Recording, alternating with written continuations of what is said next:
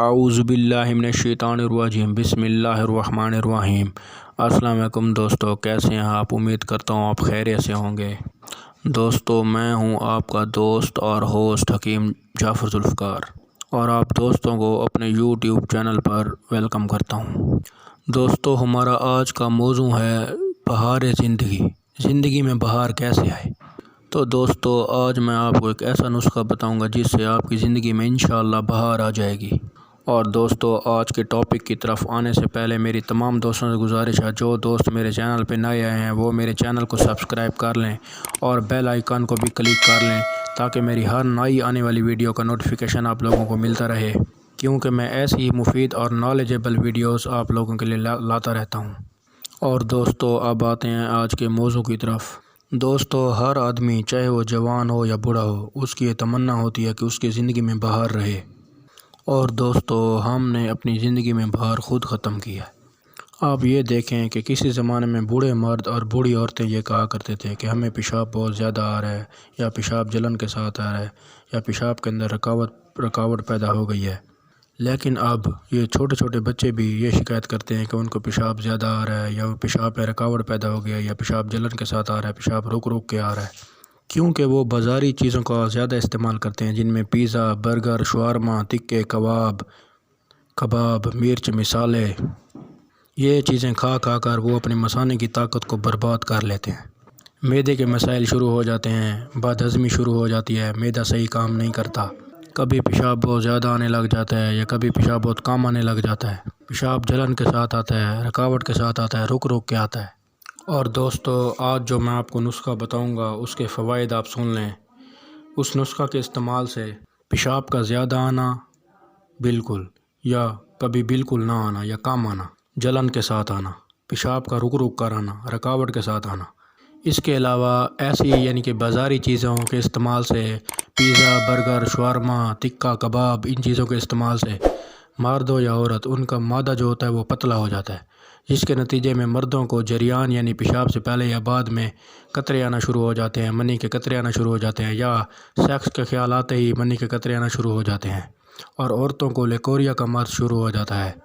اور اس کے علاوہ اس نسخہ کے اور بھی بہت سے فوائد ہیں، جن لوگوں کو کھانسی کا مسئلہ ہوتا ہے، بلغم چھاتی میں پھنس جاتا ہے، بلغم نکلتا نہیں ہے، پھیپھڑے اور چھاتی بلغم سے جکڑے رہتے ہیں،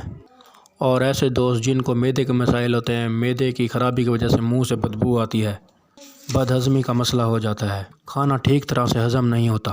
اور دوستو، ان مسائل کے حل کے لیے آج جو میں آپ کو نسخہ بتانے لگا ہوں اس کے صرف 2 اجزاء ہیں، اور اس کے لیے آپ کو کوئی ہزار روپے خرچ کرنے کی ضرورت نہیں، یہی کہ 200-400 روپے میں یہ آپ کا نسخہ انشاءاللہ تیار ہو جائے گا۔ تو دوستو، اب آپ ایسا کریں کہ کاپی اور پین سے لے لیں اور نسخے کے اجزاء نوٹ کر لیں، تاکہ آپ نسخہ بنانے میں آپ کو کسی قسم کی دشواری کا سامنا نہ کرنا پڑے۔ اور دوستو، آپ نے پہلے نمبر پہ لینی ہے دار چینی۔ یہ آپ کی کچن کی عام ملنے والی چیز ہے، اس کو ہم اپنے کھانوں میں بھی استعمال کرتے ہیں۔ اور دوسرے نمبر پہ آپ نے لینی ہے بداری کاند۔ یہ بداری کاند ایک جڑی بوٹی ہوتی ہے، یہ آپ کو پنسار سٹور سے بآسانی مل جائے گی۔